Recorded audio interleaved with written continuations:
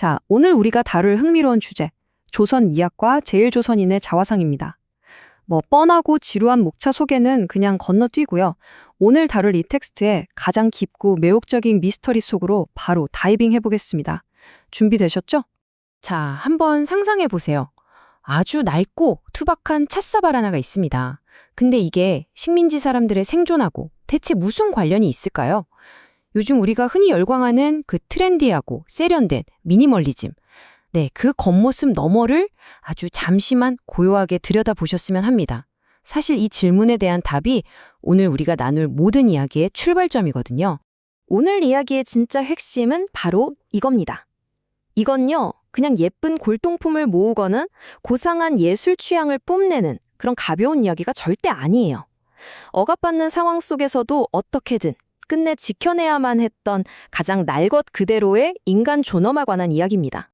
그럼 본격적으로 첫 번째 파트, 아름다움 이면의 상처로 들어가 보겠습니다. 양파 껍질을 하나씩 벗겨내듯이 우리 이야기의 첫 번째 층을 열어볼 건데요. 바로 저자의 가족이 직접 겪어야만 했던 뼈아픈 역사적 배경입니다.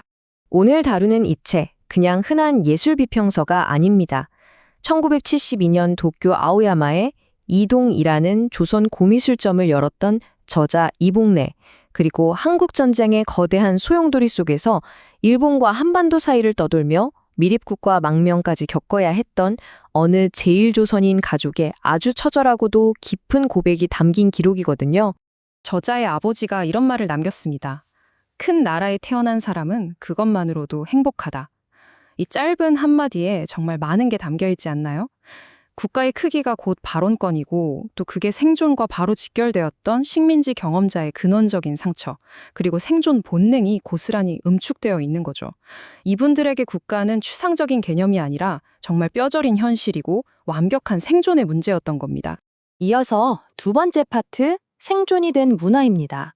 이렇게 깊은 상처를 안고 있던 가족이 어떻게 예술을 단순한 도피처가 아니라 자신들을 지키는 심리적 방패이자 생존의 무기로 삼기 시작했는지 한번 살펴보죠.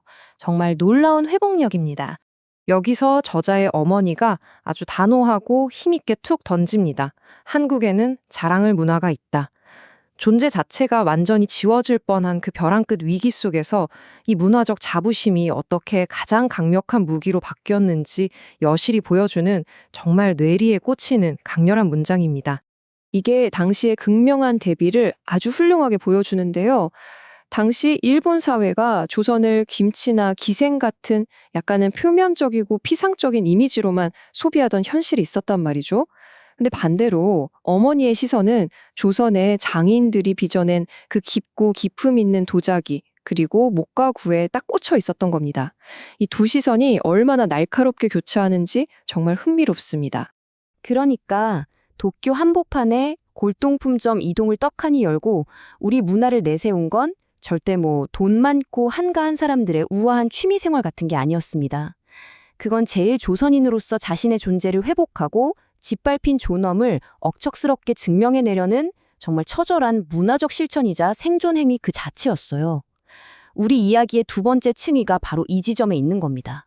자, 이제 시각을 조금 더 날카롭게 다듬어서 세 번째, 민예론의 모순과 진실로 넘어가 보겠습니다. 미술사에서 꽤 중요하게 다뤄지는 일본의 민예 운동, 그 이면에 얽혀있는 신화와 모순들을 하나씩 해체해 볼 시간입니다. 저자의 주장이 꽤 재미있습니다.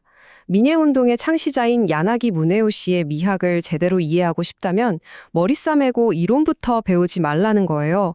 대신에 먼저 사물을 직접 눈으로 보고 손으로 느끼면서 신체적으로 경험해야 한다고 강조합니다. 예술을 차가운 지식이 아니라 따뜻한 몸의 감각으로 먼저 쫙 흡수해야 한다는 거죠. 아주 매력적인 접근 아닌가요? 그런데 여기서 진짜 흥미로운 반전이 등장합니다. 우리가 흔히 알던 그 낭만적인 상식이 와장창 깨지거든요. 일본 민예관에 전시된 그 아름다운 조선 공예품들, 다들 평범한 서민들이 쓰던 일상용품이었다고 생각하시죠? 이게 바로 민예의 신화인데요. 역사적 현실은 완전히 다릅니다. 사실 그 물건들은 관념의 세계를 살던 조선의 양반과 지식계층을 위해서 특별히 만들어졌던 거라는 거죠.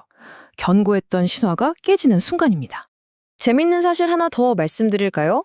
일본에서는 조선 사람들이 쓰던 막사발, 그러니까 평범한 밥그릇이 다도 최고의 찻사발인 이도다완으로 재발견되었다면서 엄청나게 낭만화했잖아요.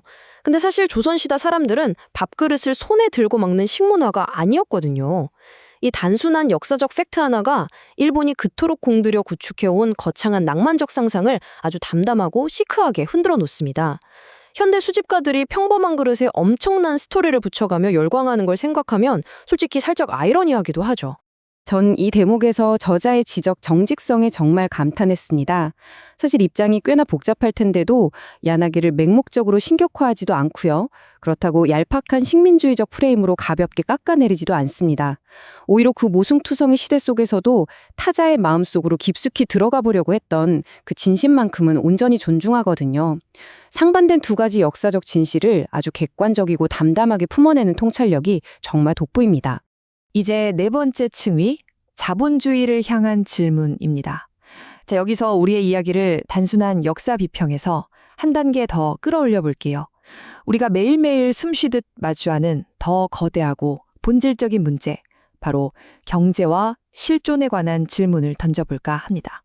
여러분께 한번 직접 물어보고 싶어요.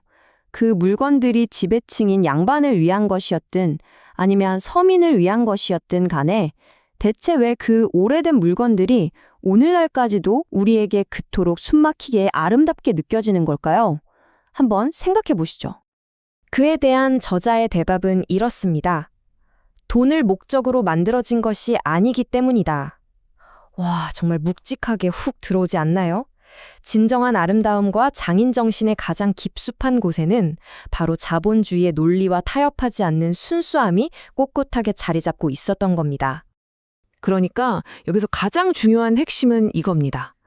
조선시대 공예품이 지닌 그 특유의 아름다움은 끝없는 소비와 시장의 효율성만을 미친 듯이 쫓아가는 우리 현대 자본주의 문화와 완전히 정면으로 부딪힌다는 거예요.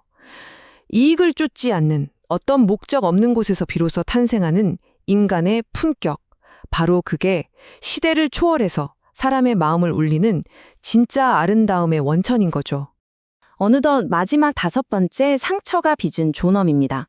자, 이제 조금은 차분하게 마음을 가라앉히시고요. 오늘 우리가 다루고 있는 이 텍스트의 가장 깊은 곳, 그 핵심적인 진실과 마주할 시간입니다. 저자는 이렇게 이야기합니다. 자신의 생각과 삶을 사물에 투영할 수 있는 사람만이 이조를 이해할 수 있다. 이 문장을 머릿속으로 가만히 한번 굴려보세요. 아무 말 없는 그 조용한 사물 하나가 도대체 어떻게 그걸 빚어낸 사람들의 뼈저린 고통과 그럼에도 절대 꺾이지 않았던 회복력을 고스란히 머금게 되는지 말입니다.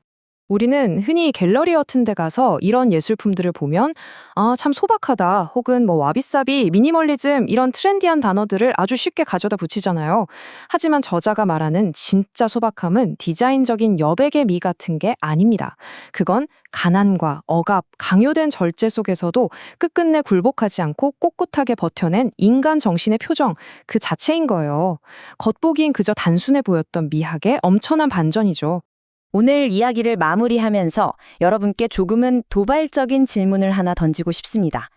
지금 여러분이 어떤 아름다운 물건을 소비하고 감상할 때 혹시 그저 겉으로 보이는 매끈한 스타일만 보고 계신 건 아닌가요? 아니면 그 깊은 곳에서 치열하게 맥동하고 있는 인간 정신의 생존, 그 존엄의 흔적을 보고 계신가요? 오늘부터 우리가 매일 보고 감탄하는 그 모든 것들의 이면을 조금은 다른 시선으로 깊숙이 들여다보셨으면 좋겠습니다. 오늘 함께해 주셔서 감사합니다.